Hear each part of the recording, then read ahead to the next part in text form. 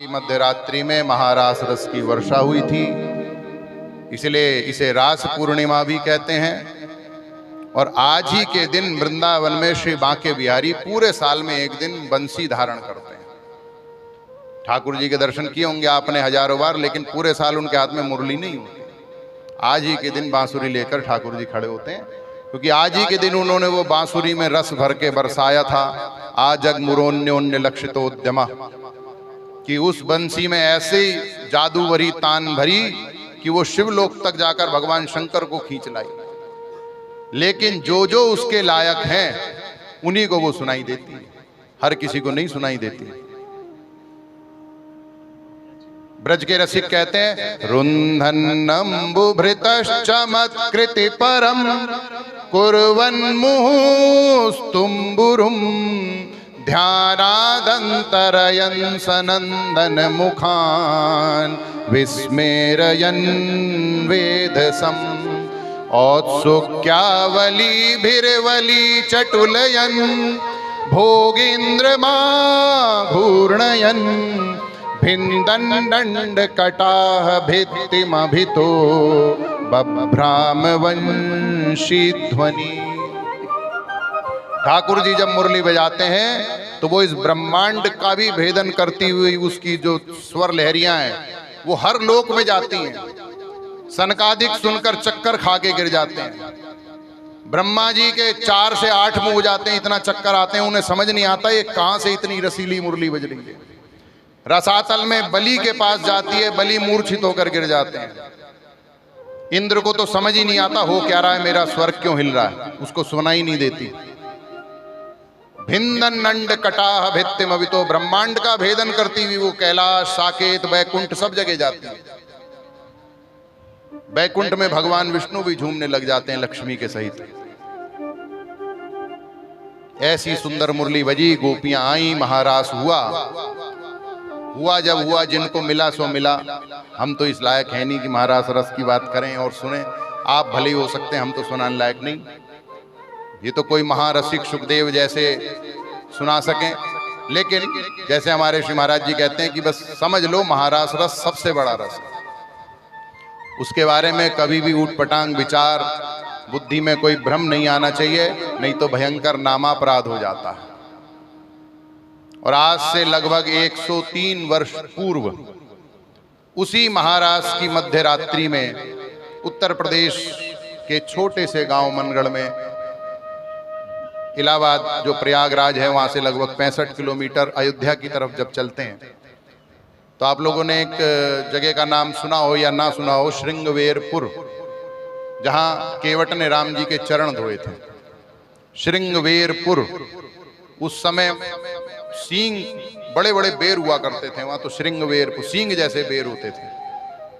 तो उस जगह के बिल्कुल 5-7 किलोमीटर दूर ही वो ग्राम है, प्रतापगढ़ जिला है, मनगढ़ गांव, जहां परम भागवत दंपति ललिता प्रसाद त्रिपाठी और उनकी धर्मपत्नी भगवती मां के पुत्र के रूप में हमारे गुरुदेव का जन्म हुआ।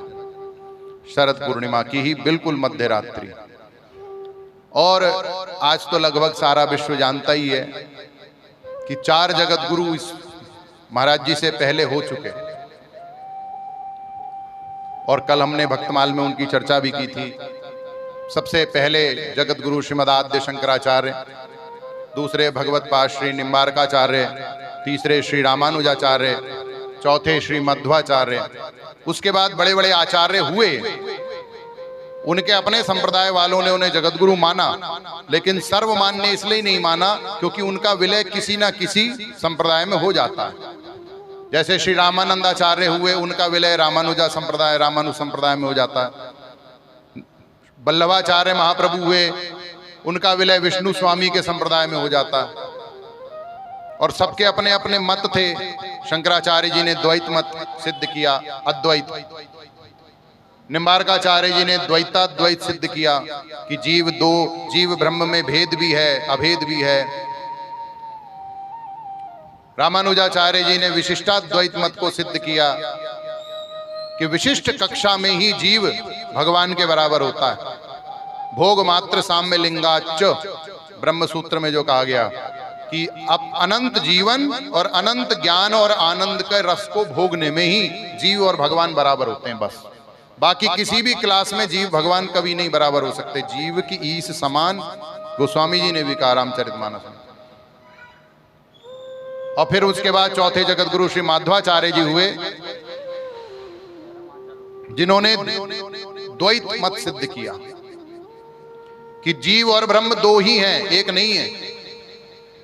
इन्हीं मध्वाचार्य जी के संप्रदाय में चल के आगे राधा कृष्ण के मिलित अवतार श्री चैतन्य महाप्रभु का प्रादुर्भाव हुआ, और उन्होंने मध्वाचार्य जी की जो विवेचना थी वेदों की और ब्रह्म सूत्रों की, उसको अचिंत्य भेदा भेद नाम से बताया कि भेद भी है जीव और ब्रह्म में, अभेद भी है।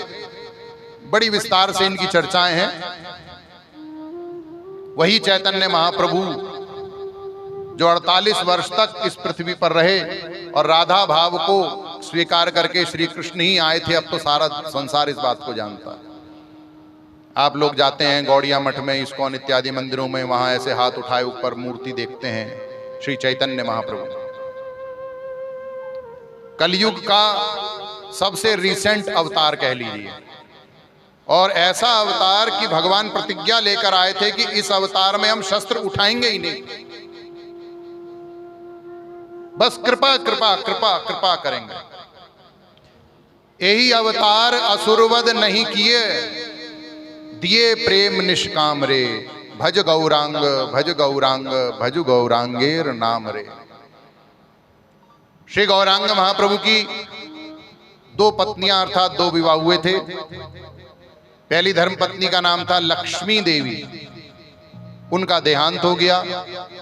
दूसरा विवाह हुआ विष्णु प्रिया जी से। विष्णु प्रिया जी को और अपनी मां शची देवी को छोड़कर महाप्रभु जी जगन्नाथपुरी चले गए और 48 वर्ष की आयु में श्री जगन्नाथ जी को आलिंगन करके उन्हीं में विलीन हो गए। राधा भाव की सर्वोत्कृष्ट परिणति। महाप्रभु जी के दिव्य प्रेम के दर्शन करने हो तो आज भी जगन्नाथपुरी में जाकर गरुड़ स्तंभ को देखिए। जब महाप्रभु जी श्री कृष्ण प्रेम में मतवाले होकर हरि बोल उद्दाम दाम नृत्य करते थे, तो वो खंबा पकड़कर जगन्नाथ जी के दर्शन करते थे तो खंबे पे उंगलियों के निशान आज तक है, मानो पत्थर पिघल गया। गरुड़ स्तंभ है जगन्नाथ जी के मंदिर में। जगन्नाथ जी का मंदिर तो अपने आप में एक चमत्कार है। सिंह पौर हनुमान जी खड़े हैं वहां पर। हनुमान जी तक समुद्र की आवाज आती है, लेकिन हनुमान जी के बाद जगन्नाथ जी तक समुद्र का शोर नहीं जाता। पहले बहुत शोर आता था तो जगन्नाथ जी को शयन करने में, विश्राम करने में, भोग लगाने में दिक्कत होती थी। तो हनुमान जी महाराज खड़े हो गए, और ध्यान से आप देखेंगे तो हनुमान जी ऐसे खड़े हैं, मतलब कान पे हाथ लगा कर कि सारा शोर मेरे कान में आ जाए, ठाकुर जी तक कोई आवाज ना जाए। आज भी 3 लाख लोगों के लिए भोजन बनता है ठाकुर जी का प्रसाद। एक के ऊपर एक 7 हांडी रखी जाती हैं चूल्हे पे, सबसे ऊपर की हांडी आज भी पहले पकती है। नील चक्र जो जगन्नाथ जी के मंदिर के ऊपर है, किसी भी दिशा से देखो आप ही की तरफ दिखाई देगा। ध्वजा हमेशा हवा के विपरीत बहती है। हवा पूर्व में चल रही है तो ध्वजा पश्चिम में जाएगी। दारु ब्रह्म, क्योंकि कलयुग के देव हैं जगन्नाथ। उन्हीं जगन्नाथ जी में श्री चैतन्य महाप्रभु समा गए, और जिस राधा भाव को उन्होंने स्वयं स्वीकार किया। अब जो बड़े लोग होते हैं ना, उनको जब कोई चीज मिलती है बहुत बढ़िया तो वो सोचते हैं दूसरों को भी बांटें। जिनके अंदर हृदय में दया होती है, माताएं होती हैं, जितनी भी माँ हैं, वो कुछ भी बढ़िया स्वादिष्ट बनाएंगी, सबसे पहले अपने बालकों को खिलाएंगी, घर के लोगों को खिलाएंगी, सबसे बाद अंत में खाएंगी, क्योंकि दया है ना। पुरुषों को तो मिला और तुरंत झट्टे देने से खा गए, उनमें ये भाव नहीं होता। अगर आज भी गया तो किसी ममता मई की कृपा से होता है। तो महाप्रभु तो स्वयं भगवान है। उन्होंने सोचा इस राधा रस का हमने आस्वादन तो कर लिया, अब अपने भक्तों को भी इसे दें। तो महाप्रभु जब अपनी पत्नी विष्णु प्रिया जी और माता शची को छोड़कर जा रहे थे, तो महाप्रभु जी के पिता के तुल्य एक उनके आचार्य तुल्य संत थे, भक्त थे, अद्वैताचार्य जी। उन्होंने कहा था कि हे प्रभु, आप तो स्वयं भगवान हैं, आपको सन्यास लेने की क्या आवश्यकता है। आप तो यहीं रहो, भक्तों में रस बांटो। महाप्रभु ने ठान लिया था अब संन्यास लेना है। तो एक ग्रंथ है गौड़ीय संप्रदाय में, विष्णु प्रिया गंभीरा में। उस ग्रंथ में लिखा है, अद्वैताचार्य ने श्रीमन महाप्रभु जी को श्राप दे दिया, एई मत आछेयार दुई अवतार, कीर्तन करीबे रूप तुम्हार। कि आप सन्यास ले रहे हो, अपने भक्तों के हृदय को कष्ट दे रहे हो, तो मैं तुम्हें श्राप देता हूं, तुम्हें 2 बार और संसार में कलयुग में ही आना पड़ेगा। और महाप्रभु जी ने उनके श्राप को स्वीकार किया कि हाँ ठीक है, और 2 अवतार लूंगा और अब की बार सन्यासी नहीं रहूंगा, गृहस्थी बनूंगा और सारे संसार में यही रस वापस लुटाऊंगा और 500 वर्ष के भीतर भीतर आ जाऊंगा। तो हम लोगों का तो ऐसा मानना है, आपके ऊपर कोई भावना थोपी नहीं जा रही है कि वही श्री गौरांग महाप्रभु ही और 500 वर्ष के भीतर ही भीतर, लगभग 1600 कुछ संवत में श्रीमन महाप्रभु का अवतार हुआ था और उसके 500 वर्ष पूरे नहीं हुए थे और 1922 सन में हमारे गुरुदेव का अवतार हो गया। अगर जीवन कोई देखे, महाराज जी का चरित्र देखे और चैतन्य चरितामृत या चैतन्य चरितावली का पठन कर ले कि किस प्रकार हरि बोल हरे राम हरे कृष्ण करते हुए दीवाने होकर नृत्य करते घंटों घंटों बेहोश रहते थे, रोम रोम खड़ा हो जाता था और उनके मुंह से हरि बोल सुनकर शेर चीते भालू भी नाचते थे, कीर्तन करते थे। वही सुंदर छवि, वही हाथ उठाकर कीर्तन, वही नृत्य और मुख से राधे निकला कि सामने वाले के हृदय के अंदर तक तारों को हिला दे। महाराज जी कहते थे इस बात को कि महापुरुष की अगर खाली वाणी आप ध्यान से सुन लेना तो भगवत प्राप्ति हो जाए, कोई साधन करने की जरूरत नहीं।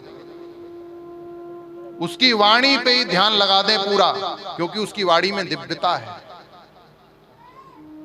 हम जैसे माया ग्रसित जीव बोलें उसका प्रभाव नहीं पड़ता, लेकिन वही बात कोई सिद्ध संत जब बोलता है तो व्यक्ति के हृदय में अंदर तक चोट करती है। वो बात तो वही है, भजन करो, यही बात एक साधारण जीव कहता है और यही बात एक महापुरुष कहता है। तुलसी, सूर, मीरा, कबीर, नानक, तुकाराम जब वो कहते हैं तो जीव के हृदय में गुदगुदी सी हो जाती है, क्योंकि उसके हृदय में भगवान का प्रेम भरा हुआ है। वो उसकी वाणी से लगकर बाहर आता है, कब तक छुपाएगा वो? तो वही श्री चैतन्य ही राम कृपालु बनकर संसार में आए और श्रीमन महाप्रभु ने कोई ग्रंथ नहीं लिखा अपने पूरे जीवन में। एक बार लिखने की प्रयास किया था तो अपने किसी विद्वान मित्र को सुनाया। उस ग्रंथ को सुनकर उस विद्वान मित्र को ईर्ष्या होने लगी, रोने लगा कि अब तो तुम्हारा ही ग्रंथ सब पढ़ेंगे। ये बिल्कुल ऐसा ही हो गया जैसे वाल्मीकि जी हनुमान जी की रामायण देखकर रोने लगे थे। एक रामायण श्री हनुमान जी ने भी लिखी है, और कब लिखी? जब राम जी बैकुंठ चले गए तो हनुमान जी श्रीरंग क्षेत्र में रहा करते थे, सेतुबंध रामेश्वर पे। तो नाखूनों से, कोई पत्थर नहीं, कोई कागज नहीं, पत्रा नहीं, कोई कलम नहीं, पत्थरों पर नाखून से पूरी रामचरित्र लिख दिया। उन्हीं दिनों वाल्मीकि जी ने अपनी रामायण लिखी, वाल्मीकि रामायण। तो भाई जब कोई पुस्तक लिखी जाएगी तो अपने से श्रेष्ठ किसी को तो दिखाई जाएगी, भाई इसमें कोई कमी बेशी हो तो। अब वाल्मीकि जी हनुमान जी को दिखाने गए, बोले इनसे बढ़िया कौन गुरु जी मिलेंगे। तो हनुमान जी वो देखा कि ये तो कुछ लिख रहे हैं, अब वो अपनी किताब तो भूल गए, वो पढ़ने लग गए पहाड़ों पे ये क्या लिखा है। और पढ़ते पढ़ते वाल्मीकि जी के आंसुओं की धार, बोले ये मैं तो कुछ ही लिखा ही नहीं है, ये हनुमान जी ने जितना प्रेम भरा, रस भरा इसमें। अब वाल्मीकि जी को देखा हनुमान जी ने, बोले महाराज, महर्षि आप क्यों रो रहे हैं? तो किताब छुपाने लगे, बोले ये क्या है? बोले महाराज ये मैं कुछ लिख कर लाया था, लेकिन अब ये किसी काम का नहीं, अब इसको कोई नहीं पढ़ेगा, आप ही की रामायण चलेगी संसार में। हनुमान जी ने कहा नहीं नहीं, कोई चिंता की बात नहीं, कोई हमारी रामायण नहीं, आप ही की रामायण सब पढ़ेंगे। सारे पत्थर उठा उठा के हनुमान जी ने समुद्र में फेंक दिया, बोले आप ही की रामायण चलेगी। जब फेंकने लग गए हनुमान जी उठा उठाकर चट्टाने, तो हाथ रोक लिया वाल्मीकि जी ने, बस प्रभु इतना मुझे नीचा मत दिखाओ। तो कुछ एक पत्थर रुक गए, उन पर जो श्लोक लिखे थे वो आज भी सृष्टि में है, और उस ग्रंथ का नाम है हनुमान नाटक। 25-50 श्लोक बचे बस, और उसमें इतना सुंदर रामचरित्र वर्णन है कि एक एक श्लोक को अगर कोई पढ़े तो एकांत में बैठकर चिंतन करे तो हृदय रो पड़े। वाल्मीकि जी चरणों में गिर गए, महाराज क्षमा, अब कलयुग में मैं दोबारा आऊंगा और आपने जो ये संस्कृत में लिखा ये साधारण भाषा में दोबारा लिखूंगा। तो इसलिए भक्तमाल ग्रंथ में कहा गया, कलि कुटिल जीव निस्तार हित वाल्मीकि तुलसी भय। वही वाल्मीकि जी पुनः तुलसीदास बनकर आए और वही हनुमान जी वाला रामचरित्र श्री रामचरितमानस लिखा। ऐसे ही श्री महाप्रभु जी ने अपने मित्र को जब दिखाया तो उस मित्र को रोना आ गया। गंगा नदी में बैठे थे नाव में, महाप्रभु जी ने सारे पुस्तक के पन्ने फाड़ फाड़ कर नदी में बहा दिया। बोले चिंता ना करो, तुम्हारा ही ग्रंथ पढ़ा जाएगा। उसने भी हाथ पकड़ लिया तो केवल 8 श्लोक बचे। उन्हें शिक्षाष्टक नाम से गौड़ीय संप्रदाय में प्रचलित है। चैतन्य अष्टपदी भी कहा जाता है। चेतो दर्पण मार्जनम भव महादावाग्नि निर्वापणम, 8 श्लोक हैं। एक भगवान नाम का, एक भगवान से अपने प्रेम संबंध का, एक श्री कृष्ण की लंपटता का, एक आश्लिष्यवा पादरताम पिनष्टुमाम मर्म हताम दर्शनान करोतु वा यथा तथा वा विददातु लंपटो मत प्राणनाथस्तु स एव ना परः। हे कृष्ण, चाहे तुम मुझे चिपटा लो, आलिंगन दे दो, चाहे तुम मुझसे न्यूट्रल हो जाओ, कौन है तू भाई, मैं जानता ही नहीं, चाहे मुझे ठुकरा दो, चक्र चला दो, मैं तीनों अवस्था में तुमसे ही प्रेम करूंगा, तुम्हारा ही रहूंगा।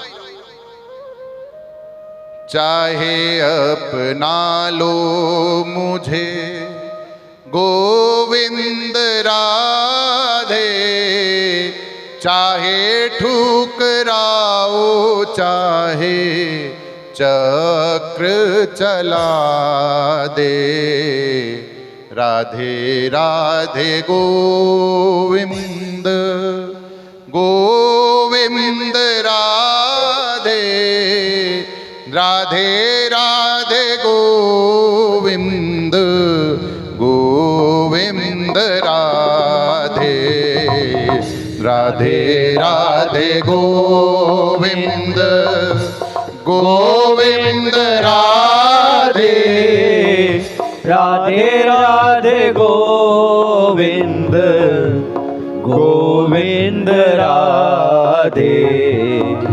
पाछा नहीं छोड़ू तेरा गोविंद राधे, पाछा नहीं छोड़ू तेरा गोविंद राधे। प्यार दो या मारो, चाहे चक्र चला दे, प्यार दो या मारो, चाहे चक्र चला दे, राधे राधे गोविंद गोविंद राधे, राधे राधे गोविंद गोविंद राधे, राधे राधे गोविंद गोविंद राधे, राधे राधे गोविंद गोविंद राधे। श्री महाराज जी का जन्म 1922 सन में हुआ। उस सन में शरद पूर्णिमा 5 अक्टूबर को थी। तो अंग्रेजी कैलेंडर के हिसाब से तो कल भी शरद पूर्णिमा ही हमने मानी, लेकिन तिथि मानते हैं हम लोग सनातन धर्मी। तो 16 वर्ष की आयु में जब थे श्री महाराज जी, तब तक 3 आचार्य की डिग्री वो ले चुके थे। आचार्य मतलब आजकल की एमए। 16 वर्ष का व्यक्ति 12वीं नहीं पास कर पाता। और कहां वो ली? चित्रकूट में। श्री राम नाम संस्कृत महाविद्यालय आज भी है, जिस विद्यालय में श्री महाराज जी उस समय पढ़े। 6-6 महीने में डिग्री ले ली। साहित्याचार्य, व्याकरणाचार्य, आयुर्वेदाचार्य। और जंगलों में, जो जंगल उस समय बीहड़ जंगल था चित्रकूट का, शरभंग आश्रम, उन जंगलों में श्री महाराज जी दिव्य प्रेम के उन्माद में सदा रहा करते थे। आज भी एक झोपड़ी वहां पर है।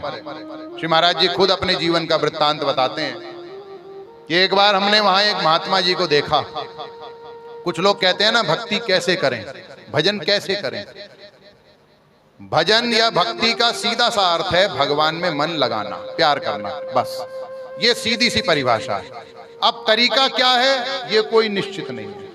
कोई कहे जप से ही भक्ति होती है, गलत। कोई कहे पूजा से ही भक्ति होती है, गलत। जप से भी हो सकती है, तप से भी हो सकती है, पूजा से भी हो सकती है, कीर्तन से भी हो सकती है, पाठ से भी, लेकिन इन्हीं से होगी ये नहीं है। कोई नया तरीका भी निकाला जा सकता है। तो श्री महाराज जी खुद बताते थे अपने जीवन की वो घटना कि एक छोटी सी झोपड़ी में एक महात्मा जी रहा करते थे। 80-85 वर्ष की उनकी आयु थी। तो महाराज जी ने छुपकर देखा उन्हें कि वो महात्मा जी बेचारे, उनके झोपड़ी में कुछ नहीं, एक मटका वो भी आधा टूटा हुआ पानी रखा था, शरीर पर एक कॉपीन लगी हुई है और 2 घंटे 3 घंटे बस ऐसे बैठे हैं, हा राम हा कृष्ण, बस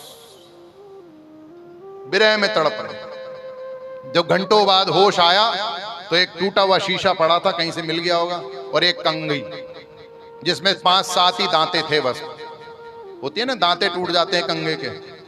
तो जब होश में आए तो शीशा लिया और कंघे से अपने बाल सही करे और फिर हा राम हा कृष्ण। घंटों महाराज जी ने नाटक देखा। जब वो महात्मा जी नॉर्मल हुए, कुछ फल मूल खाने लगे, महाराज जी ने जाकर पूछा, 16 वर्ष की आयु थी। उन्होंने कहा, महाराज जी ने प्रणाम किया, महात्मा जी प्रणाम। बोले हाँ बच्चा कहो। बोले महात्मा जी आप ये क्या कर रहे थे?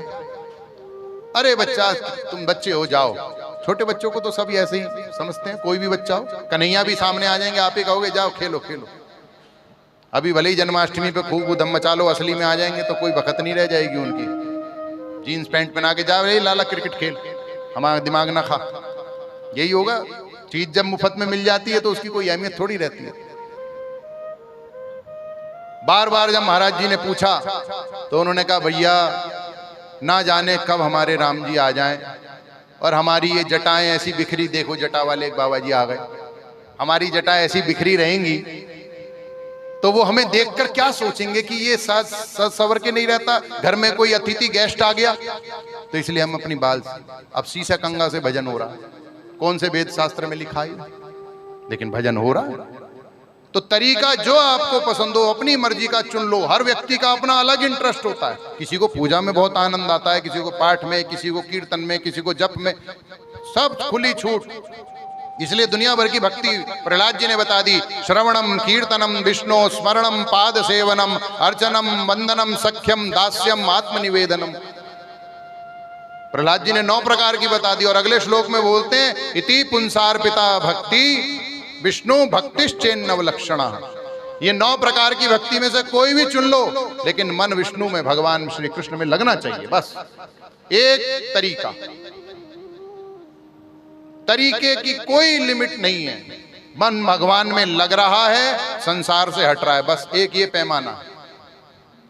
कीर्तन करने से, जप करने से, पाठ करने से, पूजा करने से, सत्संग करने से मन भगवान में लग रहा है और संसार से हट रहा है। हाँ जी हट रहा है, लग रहा है, बस यही आपके लिए बढ़िया तरीका है। दूसरे तरीके को पकड़। और तीसरी चीज होती क्या है, एक हम जीवात्मा है, हमारे अलावा 2 पर्सनैलिटी हैं, एक भगवान एक माया। माया में हमारा मन ऑलरेडी लगा हुआ है, यहां से हटा के भगवान में लगाना, यही तो करना और क्या करना है। कोई लंबी चौड़ी बात तो है नहीं। यही बात भगवान गीता में अर्जुन से कह रहे हैं, अभ्यासेन तु कौन्तेय वैराग्येण च गृह्यते।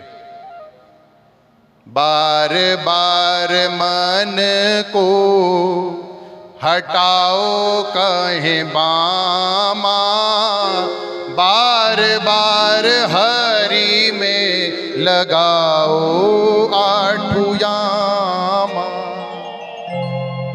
बार बार मन को भगवान, संसार से हटाओ भगवान में लगाओ, संसार से हटाओ भगवान में लगाओ। लगा दिया जी, अब क्या करें, ये रुकेगा थोड़ी, भाग के फिर आ जाएगा संसार में। आदत है ना, अनलिमिटेड जन्मों से ये इसकी यही प्रैक्टिस पड़ गई है। कोई बात नहीं, डरना नहीं। महाराज जी इलाज बताते हैं बार बार। आज 10 बार प्रैक्टिस करी, 1 बार लगेगा, कल करोगे 2 बार लगेगा, परसों 3 बार लगेगा। और एक दिन ऐसा होगा कि जो ही आंख बंद करी और राधे बोला तुरंत मन में भगवान आ जाएंगे। लेकिन हम थक जाते हैं, हार जाते हैं, जी हमसे नहीं होता। तो ये नहीं होता तो और इलाज ही नहीं है दूसरा कोई। भगवान के अलावा इलाज हो तो कोई बता दो। नान्य पंथा विद्यते यना, ये वेद कहता है, और कोई दूसरा रास्ता हो तो बात है। भाई आपको मिठाई खरीदनी है, आप हल्दीराम पे चले जाओ, आप घंटे वाले पे चले जाओ, आपके पास 50 ऑप्शन है। लेकिन जब एक ही दुकान हो पूरे एरिया में तो मजबूरी में क्या करें, वहीं जाना पड़ेगा। तो अगर सुख चाहिए, आनंद चाहिए तो भगवान के पास ही मिलेगा, तो मन वहां लगाना पड़ेगा, और कोई जरिया ही नहीं है। और संसार में लगा हुआ है, क्यों लगा हुआ है? क्योंकि हमने ये दृढ़ निश्चय कर लिया है कि संसार से सुख मिलेगा। हमें नहीं मिला, औरों को तो मिला। किसको मिला भैया? अंबानी से पूछ लो जाकर कितना सुखी है, उसका अपना बेटा तो पतला हुआ नहीं। हाँ, अब घर जाके देख लो उसके क्या होता है। वही होता होगा जो हमारे आपके होता, कोई नई बात नहीं है। महाराज जी कहते हैं गाय को हरी घास खाने में जो मजा आता है वो ही एक सेठ जी को 56 भोग खाने में आता है।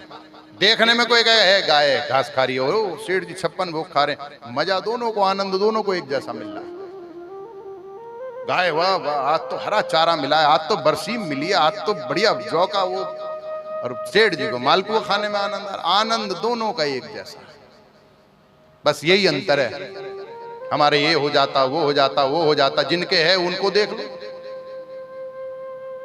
सड़क पे बैठा हुआ एक भिखारी होता है ना, जब कहीं भंडारा भोज होता है तो वो 8-8, 10-10 रोटी खा जाता मोटी मोटी, और जिनके कोई कमी नहीं है वो 2 नहीं खा पाते ढंग से, और 2 पचाने के लिए भी गोली साथ में खानी पड़ती है।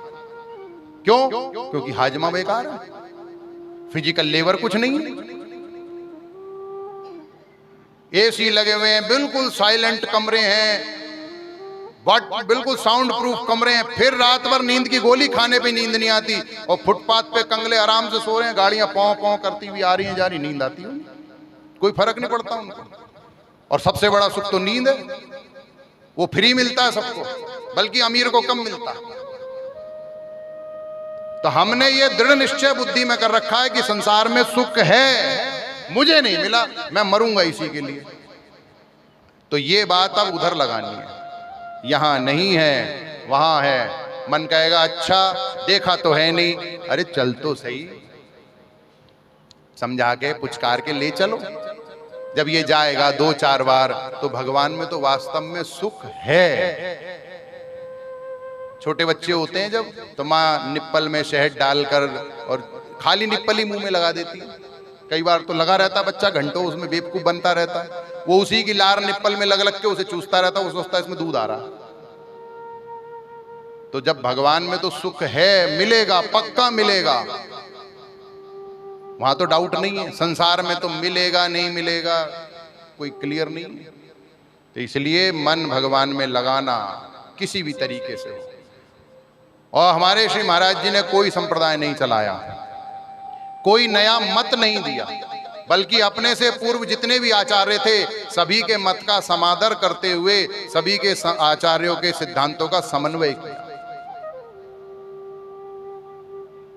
सन 1955 में श्री महाराज जी ने एक बहुत बड़ा संत सम्मेलन किया कानपुर चित्रकूट में। उस समय उसमें 1 लाख से अधिक पब्लिक थी, और वो सत्संग सम्मेलन सुबह 6 बजे से रात के 10 बजे तक चलता था। पहले संत सम्मेलन बहुत होते थे, आजकल नहीं होते। यहीं हमारे से ये थोड़ी दूर परेड ग्राउंड है, यहीं हमारे बचपन के में याद है सम्मेलन हुआ करता था। सुबह 6 बजे से चालू हो जाता था। उसमें सुबह पहले रामचरितमानस का पाठ होता था, फिर सुंदरकांड का पाठ होता था, फिर यज्ञ हवन होता था, फिर दोपहर में रासलीला होती थी, फिर शाम को बाबा जी महात्माओं का प्रवचन होता था। वृंदावन के एक बैरागी बाबा आते थे, रात को 10 बजे वो कीर्तन प्रवचन करते थे। ये ज्यादा दिन पुरानी बात थोड़ी है, लेकिन अब इतना समय नहीं है किसी के पास। तो उस संत सम्मेलन में उस समय महाराज जी की आयु थी मात्र 32 वर्ष। पूरे भारत के 70 बड़े बड़े विद्वान बुलाए, सारे जितने भी गद्दी नशीन जगत गुरु थे सब बुलाए, और काशी के बड़े बड़े विद्वान पंडित भी आए। और महाराज जी ने 4 प्रश्न रखे। महाराज जी वहां वक्ताओं में नहीं थे, स्वागताध्यक्ष थे। और 4 प्रश्नों में से एक प्रश्न समझ लीजिए कि हमारे यहाँ 6 दर्शन हैं, सांख्य है, योग है पतंजलि का, पूर्व मीमांसा है, उत्तर मीमांसा है, न्याय है। ये 6 दर्शन वेद सम्मत हैं, लेकिन 6 एक दूसरे से विपरीत बात बोलते हैं।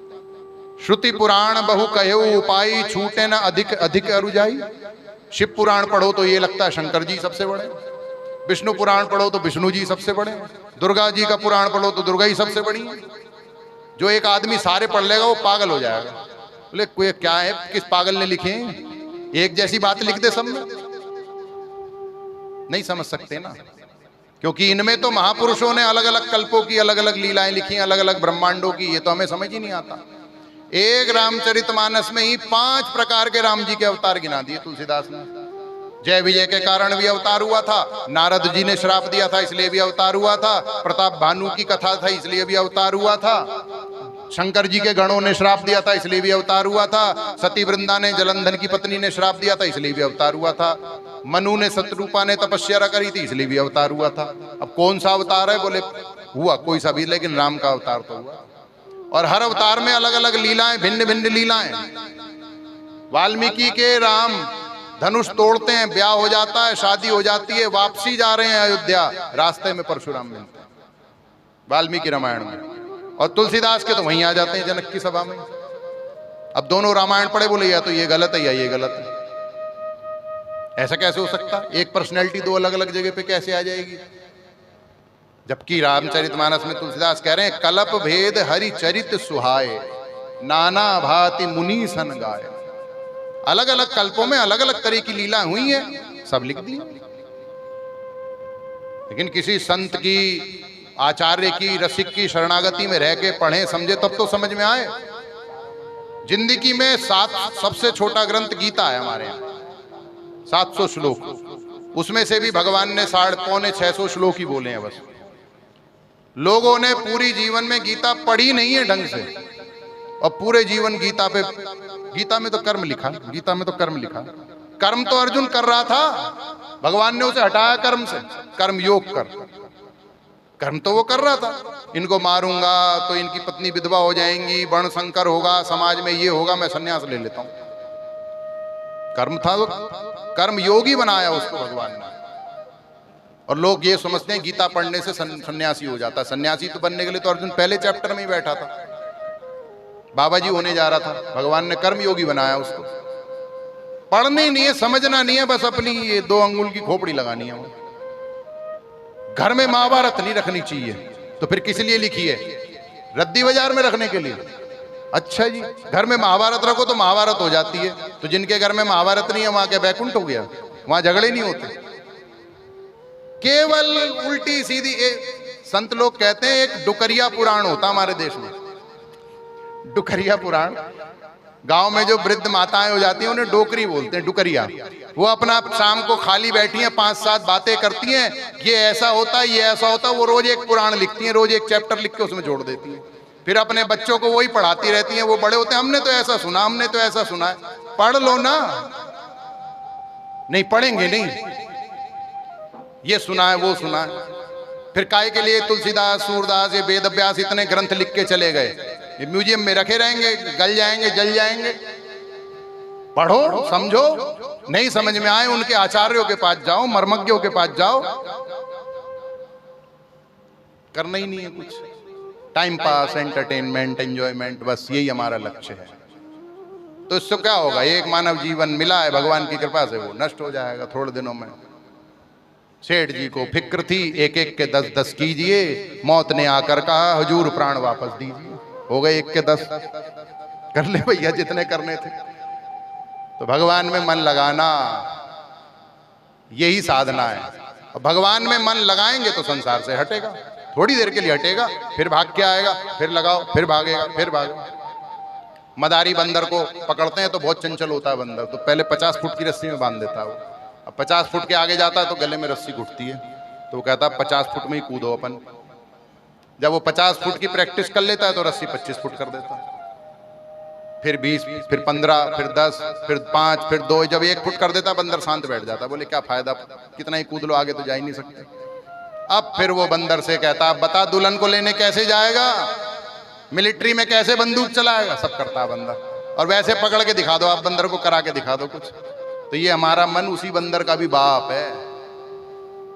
इसको जबरदस्ती घेर घोट घोट के बिठाना पड़ता है, कर ठाकुर जी का ध्यान, ये भागेगा नहीं, मैं तो इधर जाऊंगा, मैं तो वहां जाऊंगा, कोई नहीं। महाराज जी कहते हैं अच्छा कहाँ जाएगा, ताजमहल देख के आऊंगा, चल ताजमहल दिखाते हैं तुझे। ताजमहल के ऊपर श्री कृष्ण खड़े कर दो, खूब देख ताजमहल, जहां जहां जाए ठाकुर जी नंदपूत का भूत लगा दो इसके पीछे, थक जाएगा। बोले जहां जाओ यही श्री कृष्ण मिलते हैं, तो चलो अभी नहीं देखो, फिर ताजमहल ये सब गायब हो जाएगा, कन्हैया ही रह जाएंगे। फिर वही गोपी भाव आ जाएगा, हाटन में बाटन में वृक्षन में बेलिन में हिरन में हारन में देहरी दरीचन में, जित देखो तित श्याम मई है, जित देखो तित श्याम मई है। इसलिए मीरा कहती है बसो मेरे नैनन में नंदलाल, मेरे नेत्रों में बस जाओ, मुझे तुम्हें और कुछ नहीं देखना। सूरदास जी को ठाकुर जी ने, किशोरी जी ने नेत्र दिए, ले बाबा बहुत परेशान था तू, अंधा था, ने नेत्र ले ले। दोनों के दर्शन किए, बोले अब वापिस ले लो ये नेत्र। बोले अब तुम्हें देख लिया, अब यही ध्यान करूंगा, फिर ये संसार देखना ही नहीं मुझे। भक्ति बहुत सरल है, तरीका अपने आप को चुनना है, और यही हमारे महाराज जी का वास्तविक उपदेश है। काशी बुलाया गया महाराज जी को, और 500 विद्वान एक तरफ और महाराज जी एक तरफ। 14 दिन तक लगातार शास्त्रार्थ हुआ। पहले ही दिन महाराज जी ने ऐसी बात बोल दी कि सुन के विद्वानों के दिमाग हिल गए कि वेद और गीता के समान खराब पुस्तक दुनिया में कोई नहीं है। देखो वेद में ये लिखा है, गीता में इसका उल्टा लिखा है। वेद को गीता से, गीता को वेद से काट दिया, और बोले कि कल हम ये सिद्ध करेंगे वेद और गीता के समान श्रेष्ठ पुस्तक दुनिया में कोई नहीं है, और अगले दिन ये भी सिद्ध कर दिया। 14 दिन तक अकेले महाराज जी बोलते रहे, किसी विद्वान, और वो छोटे मोटे विद्वान नहीं बैठे थे उसमें, नील मेघाचार्य, हनुमान प्रसाद पोद्दार, जयदयाल गोविंद का, भारत के पहले राष्ट्रपति राजेंद्र प्रसाद, सर्वपल्ली राधाकृष्णन, जितने बड़े बड़े जगत गुरु थे उस समय के, और काशी के विद्वान षड दार्शनिक। 14 दिन तक यही, 13 दिन तक खेल होता रहा। रात को मीटिंग हुई 13 जनवरी सन 1957 को, बोले इसको बुलाकर, लड़के को, छोकरा ये 32 साल का, इसे बुलाकर हमने अपनी आफत बुला ली। अब या तो कोई इसे हराओ शास्त्रार्थ में, और नहीं तो इसको जगत गुरु की उपाधि देनी पड़ेगी। और 14 जनवरी सन 1957 को श्री महाराज जी को 5वें मूल जगत गुरु की उपाधि दी गई, और 2 टाइटल जोड़े गए, निखिल दर्शन समन्वयाचार्य नंबर 1 और भक्ति योग रसावतार नंबर 2, कि सारे आचार्यों की बातों को इन्होंने इकट्ठा करके बता दिया कि ये सही है, सब कोई गलत नहीं है। और भक्ति योग के ये रस के साक्षात अवतार हैं, मूर्तिमान। जैसे तुलसीदास जी को कली पावन अवतार कहा जाता है, श्री चैतन्य महाप्रभु को प्रेमावतार कहा जाता है, ऐसे महाराज जी को भक्ति योग रसावतार कहा गया। और फिर महाराज जी ने कहा कि हम किसी आडंबर में नहीं, जैसे और जगत गुरु चांदी का सिंहासन रखते हैं, कुछ नहीं। एक बनवा दिया था सत्संगियों ने मिलके, वो भी 1962 में जब चीन से भारत का युद्ध हुआ, महाराज जी ने वो भी रक्षा कोष में दान कर दिया। बोले बवाल एक टेम्पू साथ लेके चलो ये सिंहासन लेकर। ना मैं कोई संप्रदाय बनाऊंगा, ना मैं चेला बनाऊंगा, एक भी व्यक्ति को शिष्य नहीं। हाँ, राधे नाम दिया, पूरी दुनिया को उपदेश करा। महापुरुष शिष्य बनाता है, इसका मतलब उसी क्षण वो भगवत प्राप्ति करा देता है। एक शिक्षा होती है और एक प्रेम दान होता है। शिक्षा तो जरूर देते हैं, सभी महापुरुष देते हैं, जब हम लायक बन जाते हैं तो फिर वो प्रेम का भी दान करते हैं। ऐसे पंचम मूल जगत गुरु भक्ति योग रसावतार जगत गुरु श्री कृपालु जी महाराज, और भक्ति का तो सिद्धांत दुनिया को दिया ही दिया। 3 अनुपम देवालय संसार को दिए, अपने जन्म स्थान में भक्ति मंदिर, वृंदावन में प्रेम मंदिर, बरसाने में कीर्ति मंदिर, और तीनों जगह 3 निशुल्क अस्पताल। 100 से भी अधिक बेड का मनगढ़ में, 35 बेड का बरसाने में, और 100 से अधिक बेड का वृंदावन में चल रहा है प्रेम मंदिर के निकट, बिल्कुल निशुल्क। और ऐसा नहीं गरीबों के लिए, लखपति करोड़पति भी चला जाए तो भी निशुल्क। और लड़कियों की शिक्षा के लिए प्राथमिक पहली कक्षा से लेकर MA B.Ed तक एजुकेशन फ्री कुंडा में। और छोटे मोटे ऐसे खैराती स्कूल नहीं जहां दरी पे बैठते हैं फटे हुए इंट्रास, ना बिल्कुल नहीं। दिल्ली पब्लिक स्कूल भी फेल है उसके आगे। फ्री की बस, फ्री की वर्दी, भोजन, और ये सब कैसे किया भगवान जाने कैसे किया। महापुरुषों को काम योग माया से होते हैं। और इतना सब कुछ करने के बाद संस्था बनाकर संस्था के नाम भविष्य में भी चलती रहे तो भविष्य निधि जोड़ के रख दी। जगत गुरु कृपालु परिषद संस्था बनाई, 100 करोड़ की FD उसके नाम। संसार ने दान दिया, कोई अपने प्रयोग में तो नहीं लाए। जो बनाया सो बनाया, उसके बाद ये सदा चलता रहे। मंदिरों के नाम अलग, हॉस्पिटलों के नाम अलग, कि बोले हम रहें ना रहें शरीर में, हमारे बाद ये सब कुछ सुचारू रूप से चलता रहे और चल रहा है। अभी नवंबर का महीना आएगा, कार्तिक के महीने के बाद, उसमें साधु भोज होता है वृंदावन में, विधवा भोज होता है हमारे महाराज जी के यहाँ। कभी जाकर देखिए, 10,000 साधु, 4,000 से अधिक विधवाएं जो वृंदावन में रहती हैं। इतना विशाल कहीं नहीं होता पूरी दुनिया में। और ऐसा वैसा भोज नहीं, भोजन तो खैर एक बहाना है। उनको पूरी सर्दी काटने के लिए इतना सामान दे दिया जाता है एक एक महात्मा को, एक एक विधवा माता को, कि उन्हें किसी और से आवश्यकता नहीं। ये सब भगवान की कृपा से ही महापुरुष लोग आते हैं और संसार में रहते हैं। जीवन काल में हम उनका महत्व नहीं समझ पाते। रामकृष्ण का ही नहीं समझा, किसी महापुरुष का क्या समझेगा। तो अस्तु, अभी अपनी वाणी को विराम दूं। आप बोले वृंदावन बिहारी लाल की जय। आइए एक बार फिर से जय घोष कर दीजिए। श्री रास बिहारी सरकार की जय।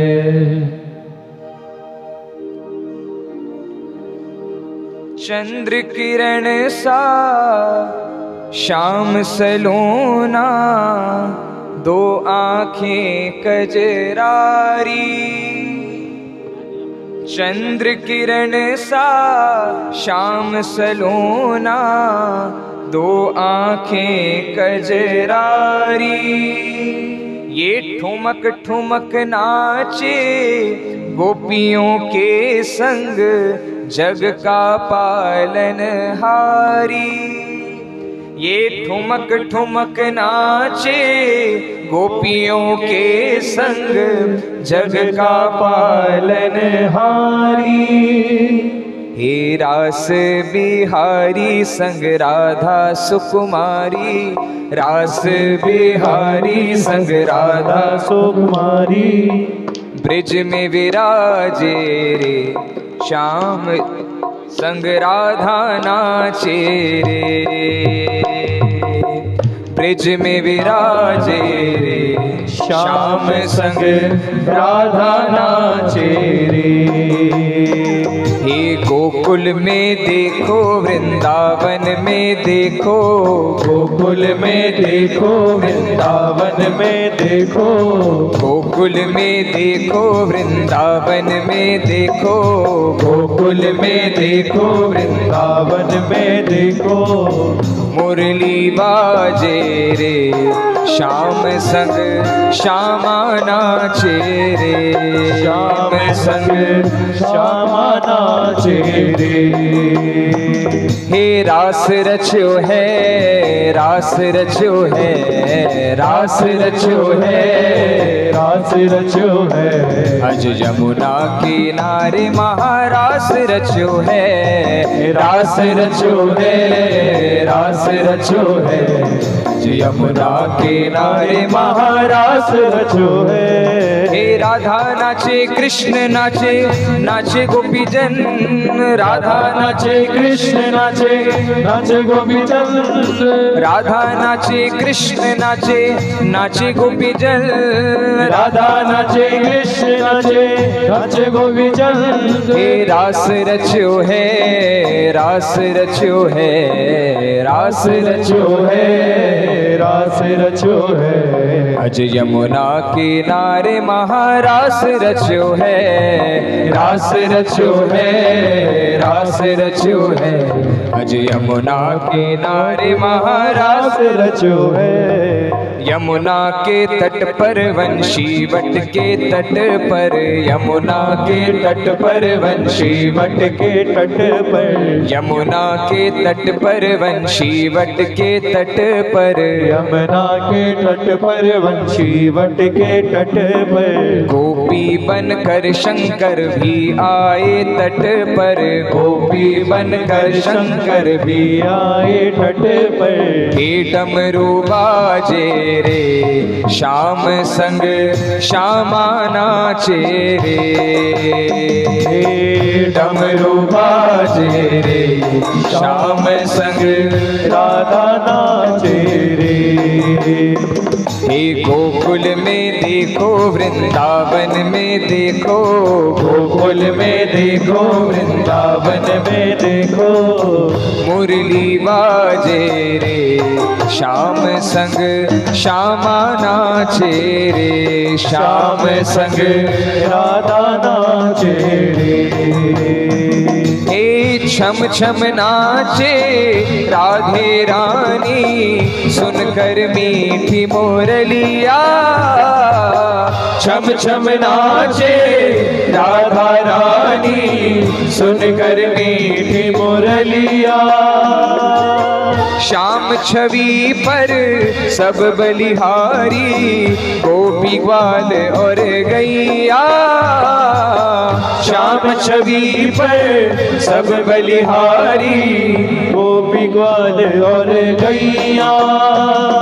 सरल सरल चाले मुरलीधर की नट पर, सरल सरल चाले मुरलीधर के नट पर, मेघा गरजे रे श्याम संग श्यामा नाचे रे, श्याम संग श्यामा नाचे रे।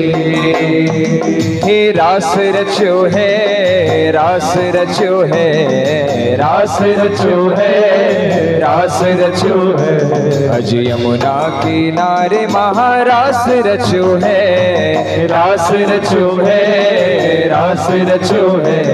अज यमुना किनारे महारास रचो है। हे गोकुल में देखो, वृंदावन में देखो, गोकुल में देखो, वृंदावन में देखो, गोकुल में देखो, वृंदावन में देखो, गोकुल में देखो, वृंदावन में देखो। हे मुरली बाजे रे श्याम संग श्यामा नाचे रे, श्याम संग श्यामा नाचे रे। हाँ चंद्र किरण सा श्याम सलोना, तो आंखें कजरारी, चंद्र किरण सा श्याम सलोना, तो आंखें कजरारी। ठुमक ठुमक नाचे गोपियों के संग, जग का पालन हारी, ठुमक ठुमक नाचे गोपियन के संग, जग का पालन हारी। हे रास बिहारी संग राधा सुकुमारी, रास बिहारी संग राधा सुकुमारी। ब्रिज में विराजे रे श्याम संग श्यामा नाचे रे, श्याम संग श्यामा नाचे रे, श्याम संग श्यामा नाचे रे, श्याम संग श्यामा नाचे रे। श्याम संग श्यामा नाचे रे, श्याम संग श्यामा नाचे रे। हाँ श्याम संग श्यामा नाचे रे, श्याम संग श्यामा नाचे रे। हाँ श्याम संग श्यामा नाचे रे, श्याम संग श्यामा नाचे रे। श्याम संग श्यामा नाचे रे, श्याम संग श्यामा नाचे रे। बोलिए रास बिहारी सरकार की जय। श्याम चंदा है श्यामा चकोरी, बड़ी सुंदर है दोनों की जोड़ी। श्याम चंदा है श्यामा चकोरी, बड़ी सुंदर है दोनों की जोड़ी। श्याम चंदा है श्यामा चकोरी, बड़ी सुंदर है दोनों की जोड़ी। हाँ बड़ी सुंदर है दोनों की जोड़ी, बड़ी सुंदर है दोनों की जोड़ी। हाँ बड़ी सुंदर है दोनों की जोड़ी, वो बड़ी सुंदर है दोनों की जोड़ी। वो श्याम चंदा है, हाँ श्याम चंदा है, श्याम चंदा है श्यामा चकोरी, बड़ी सुंदर है दोनों की जोड़ी। श्याम चंदा है श्यामा चकोरी, बड़ी सुंदर है दोनों की जोड़ी। हमारे ब्रिज में इसी दिन ठाकुर जी ने प्रत्येक गोपी को नचाया। तो जिस किसी का भी भाव हो ठाकुर जी को नाच करे जाने का, वो नाच भी सकते हैं।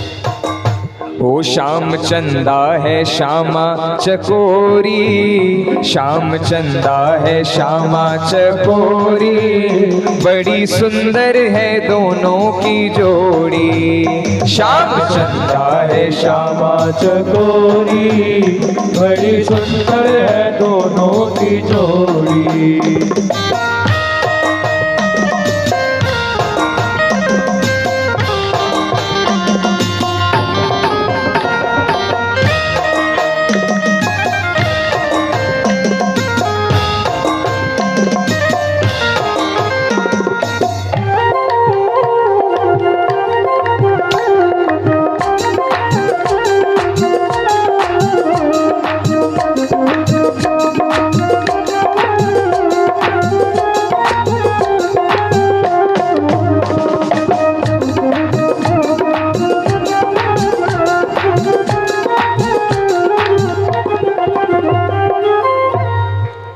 गिरधर गोपाल गोकुल का राजा, गिरधर गोपाल गोकुल का राजा, ब्रज की सरकार है रानी राधा, ब्रज की सरकार है रानी राधा। ओ कृष्ण काला है, हाँ कृष्ण काला है, कृष्ण काला है राधा है गोरी, बड़ी सुंदर है दोनों की जोड़ी। कृष्ण काला है राधा है गोरी, बड़ी सुंदर है दोनों की जोड़ी। हाँ श्याम चंदा है श्यामा चकोरी, बड़ी सुंदर है दोनों की जोड़ी। श्याम चंदा है श्यामा चकोरी, बड़ी सुंदर है दोनों की जोड़ी।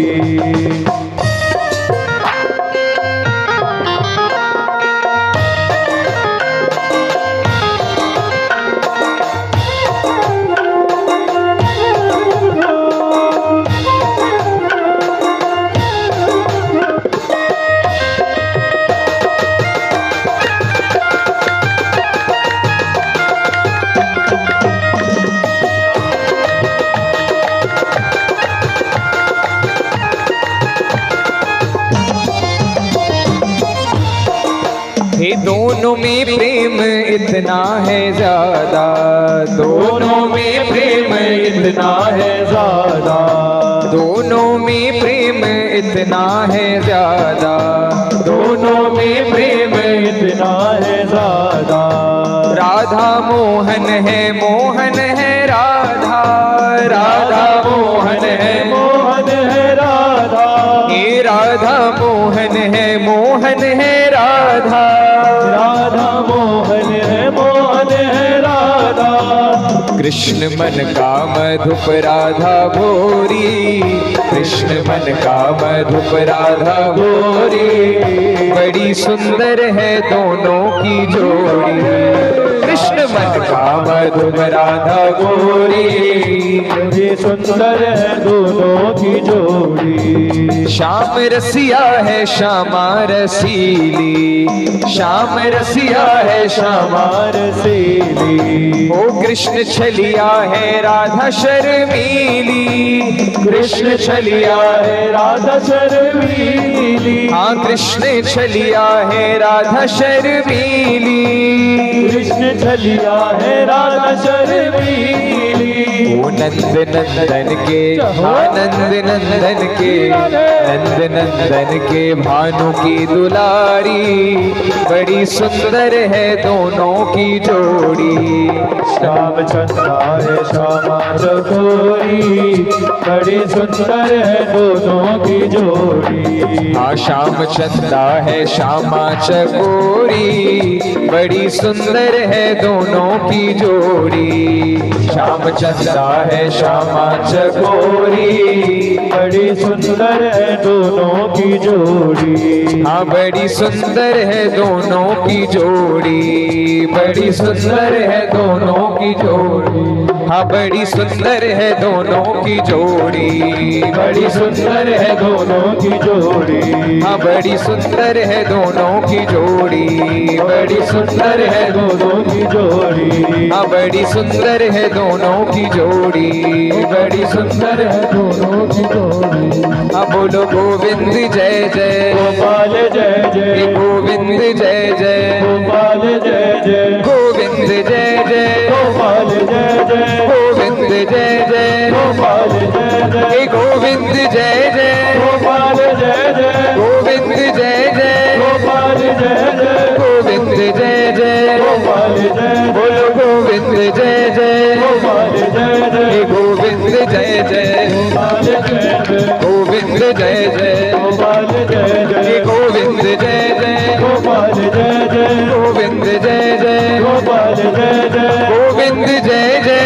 गोविंद जय जय, गोपाल जय जय, गोविंद जय जय, गोपाल जय जय, गोविंद जय जय, गोपाल जय जय, गोविंद जय जय, गोपाल जय जय, गोविंद जय जय, गोपाल जय मेरे जय, गोविंद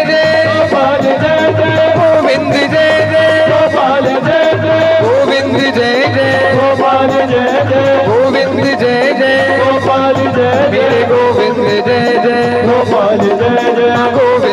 जय, गोपाल जय जय, गोविंद जय जय, गोपाल जय जय, गोविंद जय जय, गोपाल जय जय, गोविंद जय जय, गोपाल जय जय, गोविंद जय जय, गोपाल जय जय, गोविंद जय जय, गोपाल जय, मेरो राधा रमण हरि गोविंद जय जय, राधा रमण हरि गोविंद जय जय, गोविंद जय जय, गोपाल जय जय, गोविंद जय जय, गोपाल जय जय, गोविंद जय जय, गोपाल जय जय, गोविंद जय जय, गोपाल जय ओ जय, मेरो राधा रमण हरि गोविंद जय जय, राधा रमण हरि गोविंद जय, ओ मेरो राधा रमण हरि गोविंद जय जय, राधा रमण हरि गोविंद जय जय, गोविंद जय जय, गोपाल जय जय, गोविंद जय जय, गोपाल जय जय, हाँ गोविंद जय जय, गोपाल जय जय, गोविंद जय जय, गोपाल गोपाल जय जय।